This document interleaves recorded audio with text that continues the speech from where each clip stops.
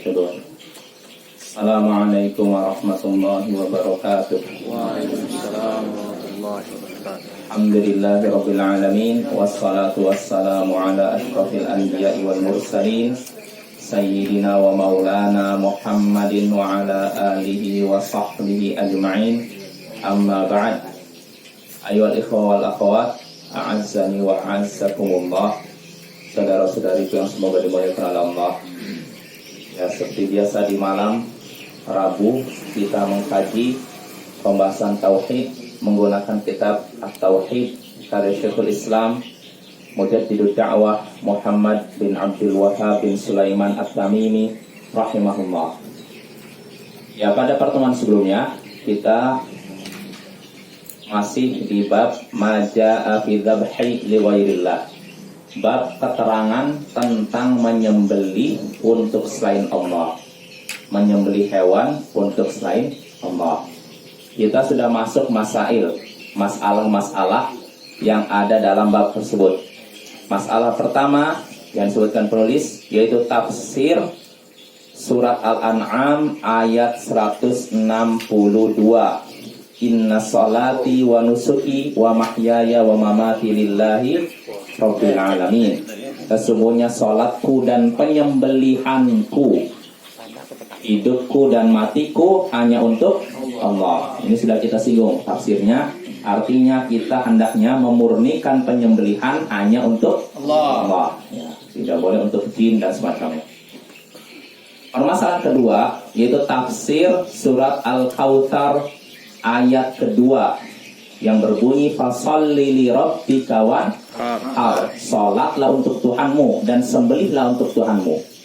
Di sini Allah menyuruh kita untuk menyembelih hewan untuk Tuhan kita, Tuhanmu Allah. Berarti di sini penyembelihan tidak boleh ditujukan kepada selain Allah. Tidak boleh untuk penunggu lautkah, penunggu pohon tertentu dan semacamnya. At-thalitsatu, permasalahan ketiga yang disebutkan penulis yaitu memulai dengan laknat kepada orang yang menyembelih hewan untuk selain Allah. Artinya masalah ini adalah masalah yang diambil dari hadis Ali dalam riwayat Muslim yang sudah kita bahas bahwasanya Rasulullah SAW melaknat 4 orang. Yang pertama yaitu yang dilaknat orang yang menyembelih untuk selain Allah. Di sini kata Syekh hadis tersebut dimulai dengan laknat untuk orang yang menyembelih hewan untuk selain Allah. Ya, itu. Lalu ar-rabi'atu, permasalahan keempat yang disebutkan dalam bab ini, laknat untuk orang yang melaknat kedua orang tuanya. Laknat untuk orang yang melaknat kedua orang tuanya. Seperti apa? Wa minhu, di antara bentuk laknat kepada kedua orang tua yaitu engkau antal ana walidar rajul, engkau melaknat ayah orang lain, engkau mencela ayah orang lain, fayal ana walidaik, lalu orang itu pun mencela kedua orang tuamu. Nah, ini termasuk melaknat kedua orang tua. Jadi ketika kita mencela ayah orang lain, lalu orang lain itu mencela kedua orang tua kita, maka kita seperti mencela orang tua kita sendiri. Karena apa? Kita jadi penyebab orang tua kita dicela. Bukan kita yang mencelanya sebenarnya, orang lain. Tapi karena kita menjadi penyebabnya, maka kita pun dianggap mencela orang tua sendiri. Nah, orang sebenarnya terlaknat, Bapak ya. Kalau menjadi penyebab orang tua dicela saja terlaknat, pertanyaannya Bapak, kalau mencela langsung orang tua, dia lebih terlaknat lagi. Laknatullahi alaik ya abi, misalkan semoga laknat Allah tertimpa padamu wahai ayahku. Wah, ini udah terlaknat nih anak zalim, anak durhaka ya. Ya, ini permasalahan keempat. Al-khamisatu, permasalahan kelima yang disinggung penulis yaitu laknat terhadap orang yang melindungi pelaku kejahatan, kemaksiatan dan bid'ah dan semacamnya. Ya, ini disebutkan oleh penulis ini yaitu orang yang melakukan sesuatu yang melanggar hak Allah, sehingga orang tersebut sembunyi pada seseorang yang melindunginya. Maka orang melindungi inilah yang terlaknat. Sebenarnya Bapak, para ulama menyebutkan di sini kan lafal hadisnya la'anallahu man awa muhditsan. Sebenarnya ada dua qiraat, ada dua cara baca. Bisa la'anallahu man awa muhditsan, semoga Allah melaknat orang yang melindungi pelaku kejahatan. Dan bisa juga muhdatsan, semoga Allah melaknat orang yang melindungi kejahatan. Bukan pelakunya, kejahatannya atau bid'ahnya. Bisa melindungi, semoga Allah melaknat orang yang melindungi bid'ah, atau semoga Allah melaknat orang yang melindungi pelaku bid'ah. Jadi bisa melindungi kejahatannya atau pelakunya. Kedua-duanya terlaknat ya. Ayo Bapak ya.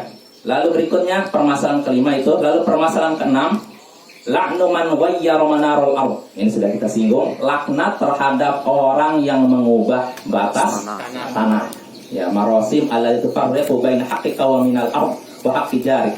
Yaitu tanda-tanda batas-batas tanah yang membedakan antara milikmu, tanah milikmu dengan tanah milik tetanggamu. Atau ghayyiruha bitaqdim atau ta'khir. Cara mengubahnya yaitu dengan dimundurkan atau dimajukan. Ya, artinya untuk cari untung maksudnya gitu loh. Entah dimajukan atau dimundurkan dan semacamnya. Nah, ini permasalahan ke-6. Nah, lalu terakhir permasalahan ke-7, as-sabi'atu. Habis ini ya. Yes. Al-farqu baina la'nil. Kalau mengubah itu malah kita memberi orang, Masalah. boleh berarti ya. Boleh, Ngambil boleh. yang tak boleh. Nggak boleh yang mengambil. Di sini maksud ditakdim atau takhir, masih dimajukan atau di ini kan maksudnya supaya untung. Ya karena kan dimajukan dimundurkan kan ada dua. Iya. Nah itu. Ya intinya diubah batas tanahnya untuk ngambil untung. Oh. Iya. Kalau seorang merelakan sedikit tanahnya untuk orang lain nggak masalah insya Allah. Itu permasalahan ke-6 ya. Permasalahan ke-7 terakhir. Al-farqu baina la'nil mu'ayyani wa la'ni ahlil ma'siyati ala sabilil umum. Perbedaan antara melaknat orang tertentu dengan melaknat pelaku maksiat secara umum. Artinya harus dibedakan antara melaknat tunjuk hidung dengan melaknat pelaku maksiat secara umum. Melaknat pelaku maksiat secara umum ini diperbolehkan. Contohnya seperti Nabi menyebutkan la'anallahu sariqa was-sariqah. Semoga Allah melaknat wanita, laki-laki pencuri dan wanita pencuri. Boleh kita? Boleh. Boleh kan? Ya, semoga Allah melaknat pelaku zina. Boleh kan? Boleh. Tapi kalau ada orang pencuri, kita lihat dengan mata kepala kita, dia lagi mencuri, ketahuan. Semoga Allah melaknat kamu. Boleh? Nggak boleh. Kalau tunjuk hidung nggak boleh Bapak. Tapi kalau secara umum boleh. Kita tahu ada orang berzina, lalu kita katakan semoga Allah melaknatmu. Boleh? Tidak. Karena kalau dikatakan melaknat artinya dijauhkan dari rahmat Allah. Kalau dijauhkan dari rahmat Allah artinya Muka Allah. turun siksa Allah. Apakah bisa kita memastikan seseorang terkena siksa Allah? Ya. Nggak boleh, ya, nggak boleh. Itu perkara yang terlarang. Apalagi kalau menyatakan ini si fulan masuk neraka. Waduh sekali Bapak. Ini lebih parah lagi dibandingkan laknat. Kalau laknat itu sekedar turun siksa, ya bisa jadi di akhiratnya masuk surga kan. Tapi kalau udah kamu masuk neraka, semoga si fulan masuk neraka, dipastikan. Oh ini lebih bahaya lagi. Hati-hati Bapak ya. Nggak boleh kita sembarangan mengumbar surga neraka. Nggak boleh. Laknat juga nggak boleh. Kalau kita katakan siapa yang melakukan maksiat ini maka dia masuk neraka, boleh. Siapa yang melakukan ini dia masuk neraka. Tapi kalau kita menyaksikan orang melakukan maksiat lalu kita katakan dia masuk neraka, boleh? Tidak. Tidak boleh. Ini sering kita singgung Bapak ya, supaya kita jelas. Termasuk juga nih yang saya sering singgung juga terkait permasalahan kadang sensitif masalah bid'ah. Kadang ketika kita menyatakan ini amalan bid'ah, sebagian orang marah. Berarti kamu nuduh saya sesat. Kalau saya sesat berarti saya masuk neraka. Berarti saya kafir. Jadi seakan-akan kita mengkafirkan dia. Padahal kita katakan ini perbuatannya. Nah, adapun orangnya nanti neraka atau tidak bukan urusan kita. Ya, kita bukan hakim ya, bukan pemilik surga dan neraka. Nah, ini harus kita ingatkan. Karena ada sebagian orang ini gitu. Ketika kita katakan ini bid'ah udah langsung marah duluan. Berarti kamu suka membid'ahkan dan mengkafirkan umat Islam. Ya, padahal bid'ah ini Ini lafal yang diucapkan oleh Nabi ya. Yang pertama kali menyebutin ada apa? Nabi ya, bukan kita. Kita cuma ngikut Nabi. Bahkan Nabi dalam setiap khutbahnya, hadis kan dalam khutbah Jumatnya, wa kullu bid'atin dhalalah, kan setiap bid'ah adalah sesat. Wa iyyakum muhdatsatil umur, hati-hatilah kalian dari perkara baru. Wa kullu bid'atin dhalalah, setiap bid'ah adalah sesat. Jadi kalau kita katakan ini bid'ah, bukan berarti pelakunya neraka. Ya kita nggak sembarangan seperti itu. Kita bukan orang farid. Hadis itu apa ada dua lafaz? Apa itu? Yang kula bid'atin dhalalah itu ada yang sampai ke sana atau yang sampai Waktu dhalalatin finnar ada juga. Jadi ada dua Ada. ini. Kalau yang satu yang waktu dhalalatin finnar itu riwayat An-Nasai. Kalau riwayat Muslim waktu bid'atin dhalalah itu aja. Oh, gitu. Jadi kita bisa praktek. Jadi dua-duanya sahih. Sahih. Boleh dua-duanya berarti. Boleh dua-duanya. Itu Bapak-bapak. Jadi sekali lagi kita nggak boleh melaknat orang tunjuk hidung ya. Adapun secara umum diperbolehkan. Siapa yang melakukan ini maka dia masuk neraka, boleh. Tapi kalau si fulan ini tunjuk hidung, dia neraka, ini tidak boleh. Hati-hati. Kalau kita sudah menyatakan fulan masuk neraka, ini lancang terhadap Allah.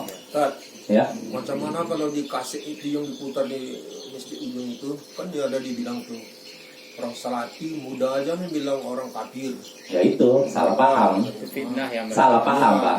Salah paham. Jadi ketika kita katakan ini amalan ini bid'ah, kalau ini bid'ah berarti saya sesat.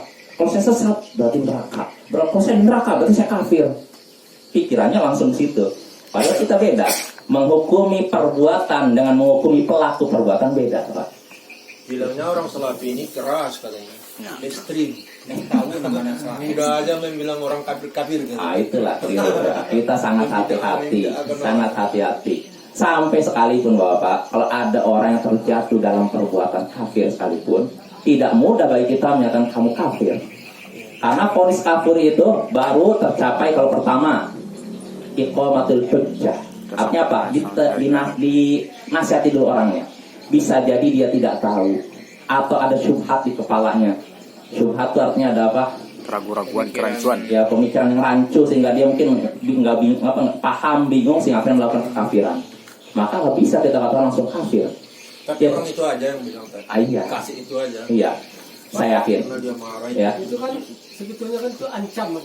ancaman betul. Ancaman kan. Kalau ancaman nggak apa-apa disebutkan. Kayak itulah kan umpamanya kita berwudu, namanya ada yang tidak kena kan. Iya. Itu kan ancaman neraka. Betul, Kan? betul. Kan ancaman bukan kita menyebut orang. Ah, ini betul kan Pak. ancaman dalam surat kan. Nah, ini yang banyak Kalau disalahpahami. disalahkan berarti disalahkan dalam Quran. Betul, itulah sebenarnya. Intinya kalau dalam masalah hadis kata Imam Ahmad sebutkan saja, gak usah diinikan arti sebagai ancaman. Terutama kan artinya supaya orang takut kan. Adapun kita memastikan pelakunya masuk neraka bukan urusan kita sekali lagi.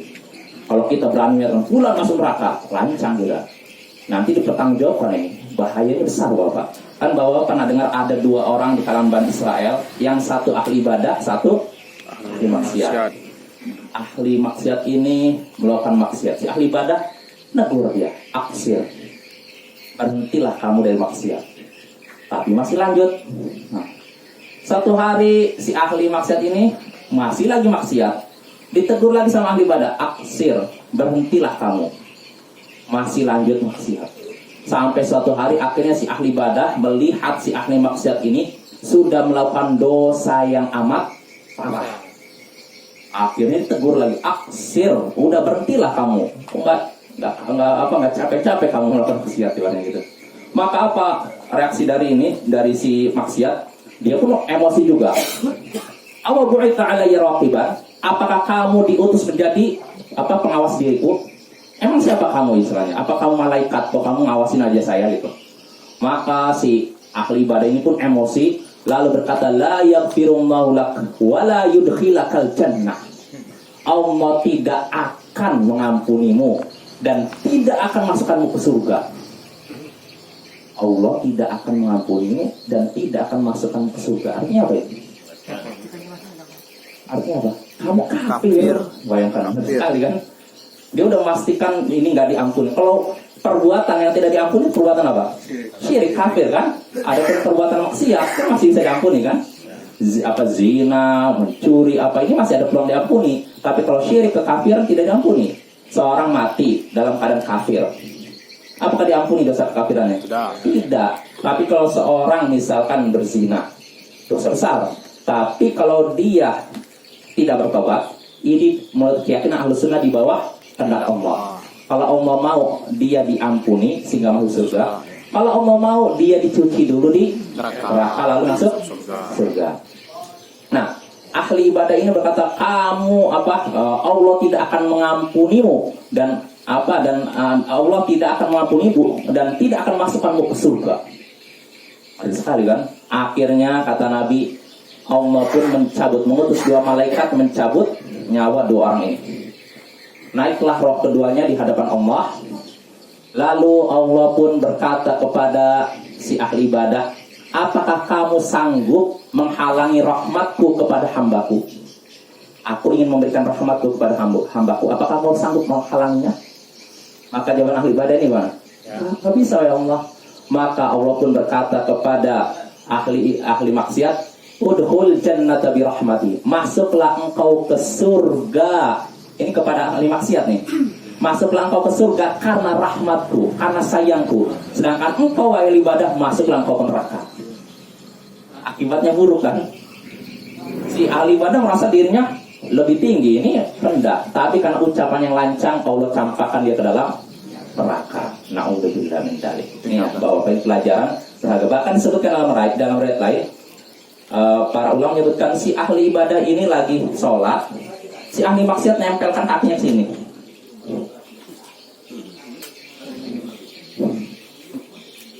Emosi dia, wah semoga Allah tidak akan mengampunimu dan tidak akan masukkanmu ke surga.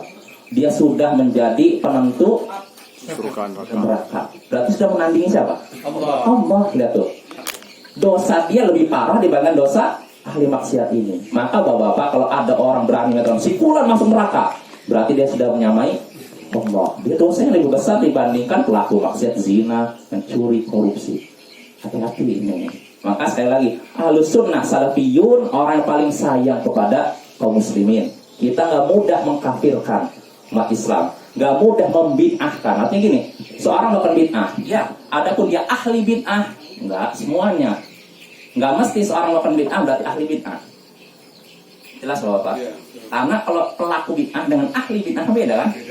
Misalkan seorang bisa masak makanan dan ada orang ahli masak, sama? Beda kan? Kalau ahli bid'ah memang konsekuensinya berat. Dalam hukum Islam ada hukumannya. Tapi sekali lagi, tidak semua pelaku bid'ah adalah ahli bid'ah. Ya, makanya tidak semua orang melakukan bid'ah berarti masuk neraka. Bisa jadi ada orang yang tidak tahu, yang mengikuti suatu amalan yang tersebar di masyarakat dalam keadaan dia tidak tahu, dia mengira itu benar padahal tidak. Dan masih banyak penyebab lain yang menyebabkan kita tidak bermudah-mudahan menyatakan si fulan ahli bid'ah. Nggak bisa. Begitu si fulan kafir. Sebenarnya sekali lagi, kalau musuh-musuh dakwah Ahlus Sunnah itu duduk di majelis Ahlus Sunnah, mereka akan menyadari, oh ternyata rahmat sekali dakwah ini. Ternyata dakwah ini yang dibayangkan katanya mengerikan, mengkafirkan, bid'ahkan. Setelah duduk, saya sejuk. Dan ini banyak Bapak ya, banyak aparat TNI, polisi yang sebelumnya juga begitu, intel, ngintai dakwah Ahlus Sunnah. Setelah duduk di majelisnya, saya nggak dapat kesalahan apa-apa. Akhirnya ikut ngaji. Banyak seperti itu. Bahkan ada juga, ini pelajaran Bapak. Jadi beliau ini pernah mengutus 2 orang sebagai intel lah ibaratnya ke majelisnya Syekh Mukbil. Jadi ada 2 orang diutus oleh beliau ini, bulan ini, ke majelisnya Syekh Mukbil. Tujuannya apa? Intai. Ya, atau sebagian orang saya ketemu dengan seorang ustaz, tapi dia nggak ngaku mata-mata. Dia cuma gini aja. Bulan ini berkata kepada muridnya ini di Malaysia, kamu belajar itu banyak Syekh Mukbil. Beliau seorang alim, ahli hadis, tapi ingat, jangan ambil manhajnya katanya. Jangan ambil manhajnya. Ini Ustaz ini ngomong, sama saya ngobrol berdua, 10 tahun di Yaman. Kamu belajar aja kepada Syekh Mukbil, beliau seorang alim, ahli hadis, tapi ingat, jangan ambil manhajnya. Ya, artinya udah. Akhirnya berangkatlah dia ke Yaman. Setelah di Yaman berapa tahun, udah lupa lagi wasiat gurunya ini. Akhirnya dia udah, artinya dia nggak ada terikat lagi dengan ngaji. jadi ustadz dok pulang di Sumatera ngajar. Nah itu contohnya. Nah yang saya dengar justru kalau beliau kan ditanya apa itu mata-mata ustadz, oh, dia ketawa aja. Jadi ada kemungkinan besar memang mata-mata diutus untuk menyelidiki mungkin keadaan majelis Syekh Mukbil. Setelah duduk menyaksikan apa yang disampaikan Syekh Mukbil isinya Al-Quran, Sunnah, Al-Quran, Sunnah. Akhirnya orang ini ngerasa mana kesalahannya? Saya nggak dapat kesalahannya. Akhirnya jadi itulah. Insya Allah kalau orang itu mau sportif, artinya tidak cuman mendengar dari sebelah pihak, satu pihak. Insya Allah ketika duduk di majelis para ulama Ahlus Sunnah, majelis ulama Salafiyin, merasakan oh ini ilmu isinya. Beda dengan majelis-majelis lain, isinya apa? Hasutan terhadap penguasa. Penguasa ini begini, togut ini. Kalau yang satunya lagi membahas iman amal soleh, iman amal soleh. Yang satunya lagi membahas tentang apa guys? Yang satu pemerintah, yang satu ini, satu lagi ya pikir aja lah, pikir goyang-goyang. Nggak ada ilmu. Tapi kalau duduk di majelis ini apa ulama Ahlus Sunnah, dia merasakan ilmu isinya. Ini kalau bagi orang yang masih sportif, masih adil. Adapun orang sudah tertutupi fanatisme kelompok, sulit. Apalagi sudah terkungkung non bid'ah, al-sobiyah lah. Tapi kalau orang masih mau bersikap adil, insya Allah bisa membedakan bapak. Saya yakin bisa. Mungkin ada mungkin di antara bukan bapak atau siapalah, mungkin pernah bermajelis ke sini, pengajian ini. Di antara pengajian yang ada yang berisi itu yang mana? Ketahuan. Silakan. Ya. Kalau ini kok mbak, cuman diajaknya ya zikir aja. Kesini bahasanya tentang togut, penguasa ini, zalim, penguasa ini antek asing gini. Kalau kesini isinya gini aja. Tapi ke majelis ini, isinya ilmu, membahas tafsir, hadis, ini. Wah ilmunya berbobot. Nah ini bapak ya. Jadi inilah kualitas Ahlus Sunnah. Jadi sekali lagi Ahlus Sunnah adalah orang yang paling sayang kepada kaum muslimin ya. Bahkan ketika kita mengingatkan kaum muslimin untuk menjauhi syirik, menjauhi bid'ah, itu pun bentuk sayang juga. Cuman orang yang diingatkannya merasa ini sebagai hujatan, celaan, mengubah-ubah tradisi. Padahal kita sayang. Ya. Tradisi kedukunan. Jelas bapak ya. Ya, cuman sekali lagi hendaknya kita juga selain kita sadar bahwa ketika kita mengingatkan saudara kita untuk menjauhi perbuatan tersebut itu sebagai bentuk sayang, maka hendaknya kita juga memperbaiki cara penyampaiannya bapak ya. Jadi kalau kita mau mengarahkan seorang untuk menjauhi suatu perbuatan, hendaknya dengan lemah lembut. Ya, terusnya juga sebaiknya jangan di depan umum. Karena kalau depan umum, kamu jangan melakukan ini, rasanya tersinggung ya. Makanya kalau mau ini mengingatkan seorang untuk menjauhi suatu perbuatan, dekati, sampaikan. Kalau di majelis ilmu wajar kan di depan orang ini kan. Tapi kalau berduaan itu bisa juga dengan cara gitu. Jangan di depan diingatkan, kamu nggak boleh begini, biar saksikan orang. Jadi bagaimana? Malu lah. Ribut ya. Itu bukan menasihati, namanya mempermalukan. Jadi kalau yang namanya nasihat itu berduaan aja, tidak disaksikan yang lain. Jelas Bapak ya? Ya ini sekali lagi ini pembahasan soal laknat ini nyambung dengan pembahasan tentang dakwah juga ya. Jadi Ahlus Sunnah adalah orang kata Syekhul Islam Ibnu Taimiyah, a'lamun nasi bil haq. Orang yang paling mengerti kebenaran, warhamhum bil khalq, dan orang yang paling sayang kepada manusia. Nah, inilah sifat Ahlus Sunnah wal Jamaah. Jelas Bapak-bapak? Ya, maaf agak belok-belok nih, tapi penting perlu diingatkan. Lalu itu permasalahan ketujuh. At-taminatu, permasalahan ke-8 sekarang. Hadhil qissatul 'azimatu wa hiya qissatul dzubab. Kisah yang agung ini, yaitu kisah tentang lalat. Ini sudah kita singgung kan?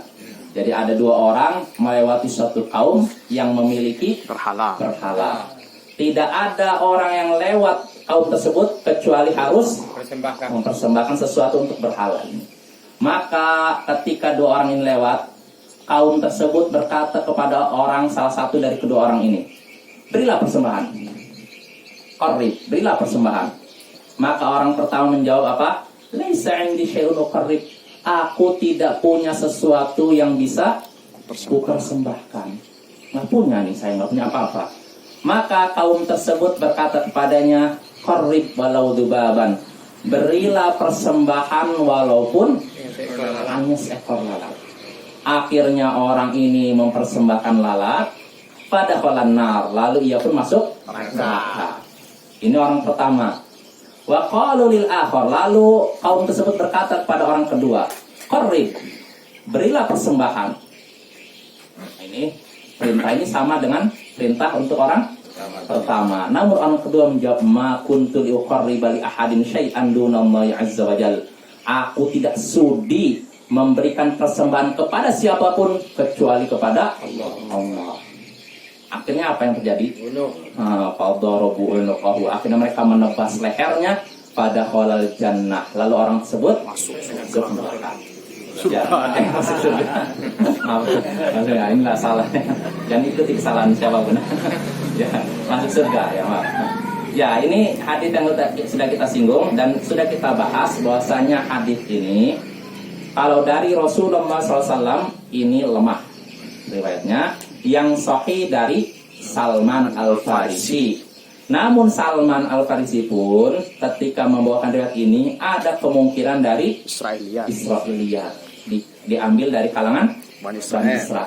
Ya. Jelas Bapak ya? Ini makanya harus saya jelaskan. Nah, ini permasalahan ke-8. Kisah yang agung ini yaitu kisah tentang lalat. Ya, artinya kisah yang tentang lalat itu kisah yang agung. Ya, kata Syekh Ibnu Utsaimin, jadi sepertinya Syekh Muhammad bin Abdul Wahab menganggap hadis ini sahih. Namun kalau Syekh Ibnu Utsaimin sini menganggap hadis ini lemah. Ini juga menunjukkan bahwa Ahlus Sunnah itu tidak taklid dengan siapapun. Tidak fanatik buta dengan siapapun, walaupun ulama besar sekalipun. Syekh Muhammad bin Abdul Wahab ini ulama besar, jasanya banyak. Tapi para ulama setelahnya tidak taklid. Artinya walaupun ini ulama besar salah tapi dibela habis-habisan. Nah, ini sifat Ahlus Sunnah. Kalau seorang ulama benar kita ikuti. Tapi kalau ulama itu salah kita tidak ikuti setinggi apapun kedudukannya.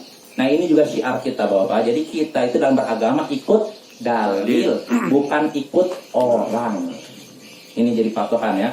Selalu kita ulang-ulang nih bahwa Ahlus Sunnah itu tidak fanatik kepada siapapun. Kita hanya fanatik kepada Rasulullah SAW. Ini contohnya. Syekh menganggap riwayat ini sahih, sedangkan Syekh Utsaimin yang menjelaskan kitab ini berpendapat hadisnya dhaif. Beliau tidak taklid, ya, tidak fanatik buta. Nah, ini permasalahan ke-8. At-tasi'atu, permasalahan ke-9, kaunuhu dakhalan nar bisababi dzalika dzubab alladzi lam yaqsidhu bal fa'alahu takhallusan min syarrihim. Permasalahan ke-9, keadaan orang yang pertama masuk neraka. Ini kalau kita anggap hadisnya sahih ya. Keadaan orang pertama masuk neraka disebabkan lalat yang tidak ia niatkan. Akan tetapi dia melakukan demikian dalam rangka menyelamatkan diri dari kejahatan mereka. Artinya gini, kan tadi ada 2 orang kan. Yang satu mempersembahkan lalat kan, yang kedua tidak mau mempersembahkan lalat. Nah, orang yang pertama ini masuk neraka, disebabkan lalat yang sebenarnya tidak ia niatkan untuk ini, untuk berhala. Akan tapi dia melakukan itu dalam rangka menyelamatkan dirinya dari kezaliman mereka. Ini pun kritik oleh Syekh Utsaimin. Ya, tidak taklid kan? Dan saya setuju dengan Syekh Utsaimin. Ini keliru. Yang benar berdasarkan riwayat lain, orang pertama ketika melakukan itu bukan karena di sini kan disebutkan dia tidak meniatkan untuk mempersembahkan lalat, akan tapi dalam rangka menyelamatkan diri. Yang benar bukan dalam rangka menyelamatkan diri, memang dia meniatkan itu. Tahu dari mana? Ada riwayat lain disebutkan ketika 2 orang ini melewati suatu kampung, lalu kaum di kampung tersebut nyatakan, berilah persembahan. Saya nggak punya apa-apa, kata kaum tersebut, berilah persembahan walaupun lalat. Orang pertama ini berkata, dzubab, apa itu lalat? Akhirnya lalat, akhirnya udah kasih lalat. Berarti ketika dia mengatakan, apa itu lalat? Berarti seakan-akan nggak apa-apa. Tidak berharga. Lalat tuh nggak berharga, masa saya mempersembahkan lalat? Akhirnya nggak apa-apa walaupun lalat. Akhirnya Berarti dia ketika mempersembahkan lalat, apakah dalam rangka melindungi dirinya? Tidak. Atau dalam rangka, kok lalat sih? Apa jangan lalat lah ibaratnya gitu kan? Jelas Bapak ya? Jelas. Jadi yang benar, orang tersebut memang niatnya untuk berhala, bukan dalam rangka melindungi diri. Karena kalau seorang melakukan syirik dalam rangka melindungi dirinya, melindungi nyawanya, boleh tidak? Boleh, dan dia tidak kafir, apalagi masuk neraka. Jelas Bapak? Karena dalam surat Al-An'am Allah sebutkan, man kafara billahi min ba'di imani illa man ukriha wa qalbu mutmainnun bil iman. Siapa yang kafir setelah keimanannya, dia mendapatkan murka Allah, kecuali orang yang dipaksa untuk kafir sedangkan hatinya masih tenang dalam keimanan.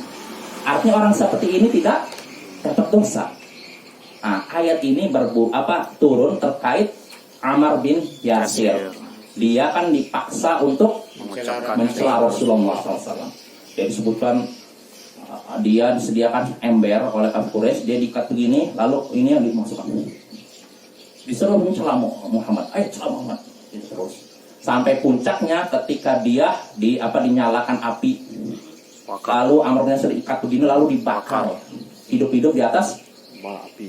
Ketika itulah Ammar udah merasa wah nggak kuat. Dia disuruh mencela Nabi Muhammad. Saya mau nanya, mencela Nabi Muhammad kekafiran tidak? Kekafiran. Nah, Ammar dipaksa itu akhirnya kan nggak kuat, dia akhirnya mencela Nabi Muhammad. Nah, karena dia udah mencela Nabi Muhammad, akhirnya dibebaskan. Setelah dibebaskan dia nangis. Kenapa? Nyesal. Kok saya akhirnya mencela Nabi Muhammad. Maka dia pun datangi Rasulullah SAW, menceritakan masalahnya, lalu turunlah ayat tadi. Siapa yang kafir setelah keimanan, maka dia mendapatkan murka Allah, kecuali kalau dipaksa, sedangkan hatinya tetap beriman, maka dia tidak mendapatkan murka Allah. Maka kalau memang orang pertama tadi mempersembahkan lalat dalam rangka melindungi nyawanya, berarti dosa tidak? Tidak mungkin masuk neraka. Berarti menunjukkan orang pertama mempersembahkan lalat bukan dalam rangka menyelamatkan melindungi diri. nyawanya, tapi dalam rangka memang menganggap ya pertama remeh, apa ini kok lalat? Karena dia nggak ada lagi salah, ya udah lalat. Jelas Bapak ya. Nah ini ya. Juga Pak, enggak ada ancaman dibunuh orang itu yang pertama tadi.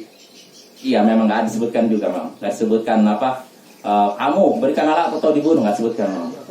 Iya. Makanya ini sekedar ancaman bahwa ini juga nih pelajaran penting. Nah, jadi kalau kita sekedar dapat ancaman, ini bukanlah uzur yang membolehkan kita melakukan kekafiran. Kamu ini murtad, atau kalau tidak kamu kakaknya tidak akan dikeluarkan. Keluarganya misalkan akte pernikahannya tidak dikeluarkan. Kalau kamu nggak murtad, akte pernikahan tidak akan dikeluarkan. Baru diancam. Kalau udah saya keluar dari sini. Nah, ini nggak boleh, nggak ada alasan. Nggak dimaafkan gitu ya Pak. Sekedar ancaman. Kecuali kalau pistol sudah di sini. Ayo kamu keluar dari Islam, atau pedang di sini, atau tombak dari sini. Nah ini baru boleh. Adapun baru ancaman, awas ya. Kalau kamu gini nanti kamu akan diusir dari kampung. Awas ya. Kalau kamu tidak murtad nanti kakak kamu tidak dikeluarkan. Awas ya. Kalau kamu tidak begini akta pernikahan kamu nanti dipersulit.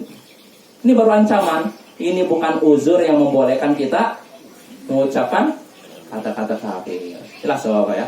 Ya, jadi harus benar-benar posisinya seperti tadi, sini. Kalau sekedar ancaman bukan uzur. Al-ashiratu, permasalahan 10 sekarang. Udah besoknya. Lagi 8 menit lagi. 8 menit lagi lah. Hah? 8 menit lagi? Dah Habis. 3 menit lagi lah. 2 menit lagi. 3 Ya ada permasalahan terakhir lah. Masih ada sebenarnya. Al-ashiratu, permasalahan ke-10. Ma'rifatu qadri syakki fi qulubil mu'minin. Kaifa sabara dzalika 'ala al-qatli wa lam yuwafiqhum 'ala talabatihim ma'a qaulihim lam yatlubu illa al-'amal adh-dhahir. Mengenal kadar ini salah ini. Mengenal kadar syirik pada hati orang-orang beriman. Mengenal kadar syirik pada hati orang beriman. Maksudnya apa? Syirik itu bagi orang beriman sesuatu yang besar, bukan sesuatu yang remeh, ya. Kaifa sabara dzalika 'ala qatl? Bagaimana bisa orang yang kedua tadi bersabar sehingga dia dibunuh dan dia tidak memenuhi permintaan mereka. Mereka ini siapa? Orang Kaum tadi. Padahal mereka, kaum tadi hanya meminta dia untuk melakukan amalan lahir saja. Artinya apa, batin? Enggak. Kan nggak ada yang tahu kan kalau batin seorang. Dia cuma diminta kamu mempersembahkan aja lah. Tapi dia enggak. Dia lebih bersabar, lebih milih dibunuh. Nah ini menunjukkan kadar syirik pada hati orang beriman. Artinya syirik itu sesuatu yang besar, bukan sesuatu yang remeh. Makanya orang tadi milih sabar, walaupun konsekuensinya dibunuh. Nah ini menunjukkan kalau seorang melakukan syirik kekafiran karena terpaksa, pistol dari sini, pedang dari sini, ini diperbolehkan dia mengucapkan kata-kata kufur. Tapi kalau mau bersabar, itu pun boleh, bahkan lebih baik. Kisah mungkin bapak pernah dengar di surat Al-Buruj, ada singgung 2 orang sahabat Nabi yang ditangkap oleh Musailamah Al-Kadzab, Nabi palsu. Keduanya sudahnya ditangkap, lalu dibawa di hadapan Musailamah. Orang pertama ditanya, apakah engkau asyhadu anni Rasulullah? Apakah kamu bersaksi bahwa aku adalah Rasulullah? Yang nanya siapa? Musailamah, Nabi palsu. Orang pertama jawab, la, tidak, bal anta kadzdzab, bahkan kamu ini pendusta. Akhirnya dibunuh lah orang pertama. Lalu orang kedua didatangkan lagi. Apakah kamu bersaksi bahwa aku adalah Rasulullah? Katanya, iya. Akhirnya dibebaskan. Maka orang ini yang lepas ini dibebaskan, tidak dibunuh, ini kembali ke Madinah. Nah disitulah Rasulullah SAW mendengar kabarnya, lalu Rasulullah berpidato di hadapan para sahabatnya. Ammal ladzi taraka fa'akhadha birukhsah fala tabi'ata alaih. Adapun orang yang tidak dibunuh, yang tadi tanya, apakah kamu bersaksi bahwa kedua Rasulullah? Ya.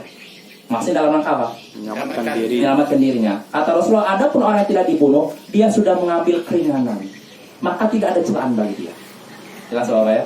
Ini kata Nabi. Wa ammal ladzi qutila fa'akhadha bil fadl. Adapun orang yang dibunuh, maka dia sudah mengambil perbuatan yang lebih baik. Fahani'an lahu, maka selamatlah baginya.